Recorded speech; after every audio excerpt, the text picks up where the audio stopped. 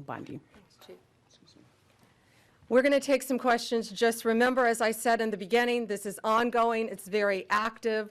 The search warrants are still being executed. Many charges potentially to come. So just keep that in mind when asking your questions. Jake, Fox News.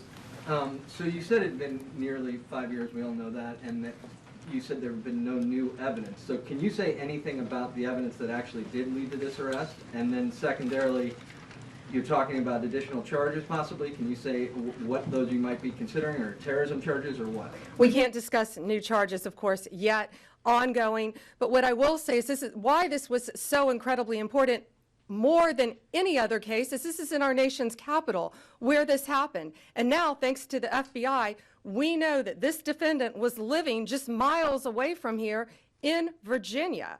So as to the evidence in the case, I'm going to let Director Patel take that, but it's still very active and very ongoing. Thank you, General. And as I stated earlier, and as the General has already reiterated, our job is to provide full accountability in the court of law with Judge Pirro's team. And in order to do that, we have to preserve the chain of custody and evidentiary value. What I will say generally is that when you go through 3 million lines of information, y'all can think about the amount of cell phone data that has to be ingested and triangulated and dumped and received.